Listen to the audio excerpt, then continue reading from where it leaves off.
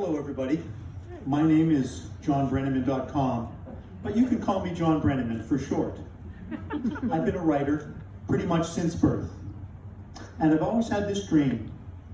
Across 40 years of making a living, first as a journalist, then as a marketing copywriter, my dream has been to one day reach the point where I could finally fully devote my creative life force to my own projects instead of to somebody else's. The question was always, how the heck am I going to make that happen? The idea of waking up each morning and writing whatever the hell I want. The answer also happens to be the title of my story tonight. I sold a piece of my childhood today. Flashback, October 1971. I'm 9 years old, growing up in southwestern Pennsylvania, just outside Pittsburgh. My hometown Pirates are in the World Series, and I am falling in love with baseball. Roberto Clemente, Willie Stargell, and Manny Sanguillen, especially Roberto. Baseball, the game they used to call America's national pastime, was the first thing that I truly sunk my young mind into, and I did it heart and soul, devouring baseball books and magazines, absorbing a century's worth of stories and stats. Soon, my dad was boasting that his kid was a walking encyclopedia on baseball. I also began collecting baseball cards, and not just the wax-papered packs with the powdery pink bubble gum inside. When we moved to Maine in the summer of '72, I also began collecting older cards. Back then, I purchased a 1951, or back then, I paid just $13.50 for a 1951 Willie Mays rookie card, $8.50 for a 1910 Ty Cobb cigarette card. Flash forward to 1978. My mom and pop opened a children's shop right here in downtown Portsmouth. They named it G.Willikers. Their vision, still in play today, was to create a place where the dreams and imaginations of young children were nurtured and celebrated. I was just 16 when we opened for business at our 1803 brick building on Market Street. I'll never forget climbing up into the third floor and finding a high-ceilinged time capsule of old store fixtures and remnants of retail history. A little ancient cork-topped jar of Vaseline, store receipts dated 1909 and 1910 when a nice umbrella sold for 98 cents, a pair of warm gloves, $1. The space's 8-foot-tall front windows framed a picture postcard of Market Square and the Old North Church. Crawling higher into a cramped, dusty attic, I discovered a trapdoor to the rooftop, revealing a panoramic view of the Piscataqua River and the downtown cityscape. And I remember being lightning struck by the words, "I want to build a place to live here someday." 20 years later, I realized that dream, and I've been living there ever since. Back to the recent present. I'm sitting at a tiny table at the antique and vintage store down near Strawberry Bank. My two favorite baseball cards are on the table, and a man I just met is making a stack of $100 bills next to them. The pile keeps growing higher.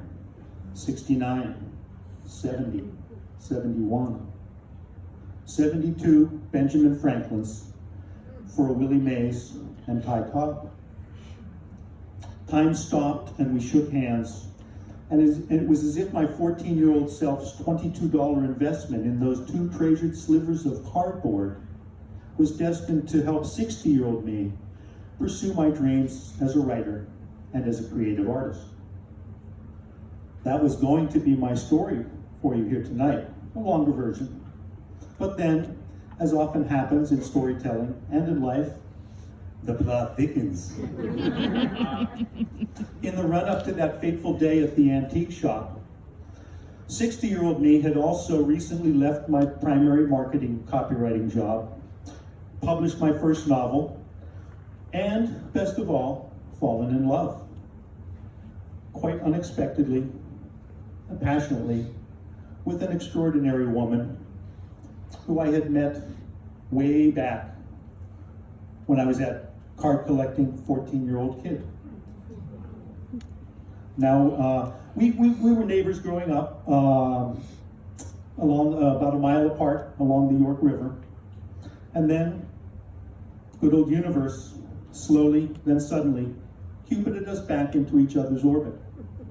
Now we are building our future together. Her beautiful, centuries-old childhood home, a slice of paradise to us, with wildlife and a wide grassy meadow sweeping down to the river, was just a handful of stone's throws from the house to the house where I grew up. A house where, after Thanksgiving dinner each year, my mom would drive our family station wagon down to our tall brick building on Market Street to put together our toy store's Christmas window. Okay, back to the present. With Portsmouth's real estate market still reeling from the recent feeding frenzy, I faced the exhilarating and also terrifying reality that parting with my dream home, a place born of my rooftop epiphany at age 16, would give me the financial security to pursue my destiny as a writer on my own terms. So, wow, yes, where do I sign?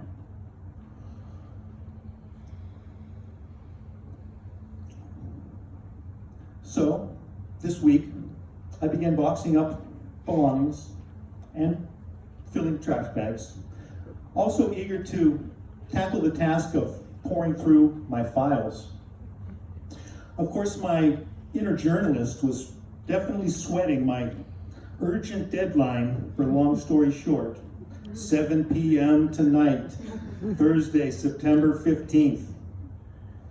And yet there I was, up to my elbows in boxes and folders of archival work and unfinished material, newspaper clips and reporters' flip notebooks, literal scraps of paper.